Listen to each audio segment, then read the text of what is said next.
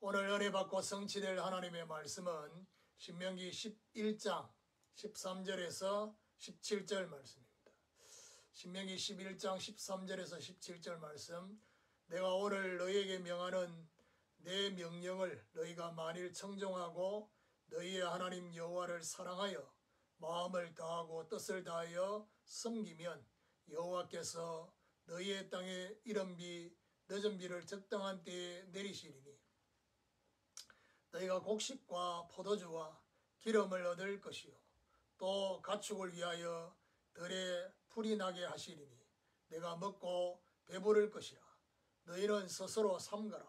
두렵건대 마음에 미혹하여 돌이켜 다른 신들을 섬기며 그것에게 절함으로 여호와께서 너희에게 진노하사 하늘을 닫아 비를 내리지 아니하여 땅이 소산을 내지 않게 하심으로 너희가 여호와께서 주신 아름다운 땅에서 속히 멸망할까 하노라.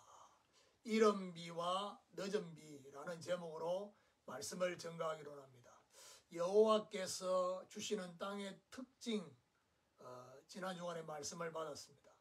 가나안 땅이 어떤 땅인지를 구체적으로 말씀하고 있는데 젖과 꿀이 흐르는 땅, 바로 하나님이 함께 하시면서 주시는 언약적 표현이 바로 젖과 꿀이 흐른다. 그리고 하늘의 비를 흡수하는 땅이다. 산과 골짜기가 있어서 흡수하는, 그래서 애국과는 다르다는 것을 말씀하고 있고, 여호와께서 돌보아 주시는 땅이다. 연초부터 연말까지 여호와의 눈이 그들을 향해서 계속 주시하고 계신다. 자, 오늘 본문은 이른 비와 늦은 비라는 말씀입니다. 농사에 반드시 필요한 것이 비지요. 이제 그 비가 온다는 것입니다. 여호와 은혜와 또 응답의 비가 때를 따라 적당히 주시는 것이 바로 뭐냐? 은혜입니다. 여기 중요한 말이 적당이란 말입니다. 많이 주셔도 문제가 될 수 있고 적게 주셔도 문제가 될 수 있죠. 그래서 하나님의 은혜는 언제든지 저와 여러분에게 적당히 모든 사람에게 따라서 그렇게 주신다는 것입니다. 자, 그럼 첫 번째로 하나님과의 생명적 관계입니다. 하나님과의 생명적 관계, 바로 그 생명적 관계의 시작이 뭐냐? 주종관계를 회복하는 것입니다.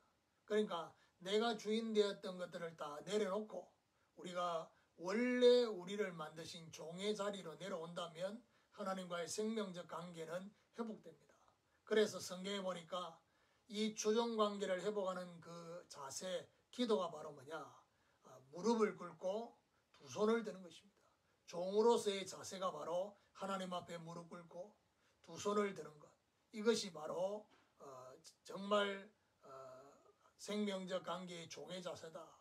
13절을 보면요. 내가 오늘 너희에게 명하는 내 명령을 너희가 만일 청종하고 너희 하나님 여호와를 사랑하여 마음을 다하고 뜻을 다하여 섬기면, 여기 보니 세 가지 명령을 합니다. 명령을 청종하라. 청종은 뭐죠? 하나님의 말씀을 경외함으로 듣는 것을 의미하는 것입니다. 그러면서 말하느냐? 여호와를 사랑하라는 것입니다. 여호와를 경외함과 동시에 사랑하는 중심을 회복해야 됩니다. 그러면서 세 번째는 뭐라고 말하느냐? 섬기라고 했습니다. 마음과 뜻을 다하여 집중하고 올인하여서 여호와 하나님을 섬겨야 할 것입니다. 자, 그렇다면 두 번째로 적당한 때에 내리시는 비입니다.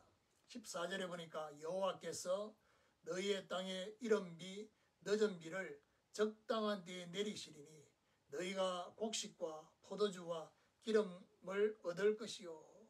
자, 너희의 땅이란 말은 메시아가 올 본론의 땅에 비를 내려 주신다는 것입니다.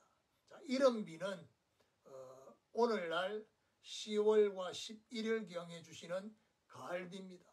그래서 곧 첫 번째 비를 주신다는 이 의미인데, 이거는 바로 파종기 때 내리시는, 딱딱해진 땅을 갈기에 좋도록 하나님이 부드럽게 해주시는, 그러니까 하나님께서 심령의 그 땅이 옥토가 되도록 하기 위해서, 부드럽게 하기 위해서 이른 비를 내리시고, 그 다음에 늦은 비를 내리시는 것은 뭐죠? 오늘날 바로 3월과 4월경에 추수기에, 그러니까 우리나라의 개념이 아닙니다. 이스라엘의 개념으로 보면 추수기에 주시는 봄비를 의미합니다. 이것은 바로 풍작과 흉작을 결정하는 것입니다. 이른 비와 늦은 비는 한 해의 농사의 결정적인 역할을 하는 것입니다. 15절에 또 가축을 위하여 들에 풀이 나게 하시리니 내가 먹고 배부를 것이라. 곡식과 포도주와 기름, 그것이 가나안 땅의 세 가지 중요한 키지요. 그러면서 뭐죠? 들에 풀이 나게 하실 것이다. 그래 말하고 있습니다. 세 번째로 하늘이 닫히지 않게 하라는 것입니다. 16절에 보니까 너희는 스스로 삼가라. 두렵건대 마음에 미혹하여 돌이켜 다른 신들을 섬기며 그것에게 절함으로 여호와께서 너희에게 진노하사 하늘을 닫아 비를 내리지 아니하여 땅이 소산을 내지 않게 하심으로 너희가 여호와께 주신 아름다운 땅에서 속히 멸망할까 하느라. 스스로 삼가라 했습니다. 하나님 앞에서 스스로 주의해야 될 것입니다. 여호수아 3장 5절에 보니까 스스로 성결하게 하라 라는 표현도 있죠. 마음이 미혹되지 않게 사단이 틈타도록 마음의 문을 열어놓지 말아야 됩니다. 그러면서 뭐라고 하느냐? 다른 신들을 섬기며 절하지 않도록. 정말 우리의 서론적인 동기의 유혹으로 우상을 만들고 거기다가 절하는 우상 숭배하지 않도록. 그러면 그렇게 되면 여호와의 진노가 임한다 했습니다. 하늘이 닫혀지는, 하늘을 닫아서 비를 내리지 아니하게 하신다.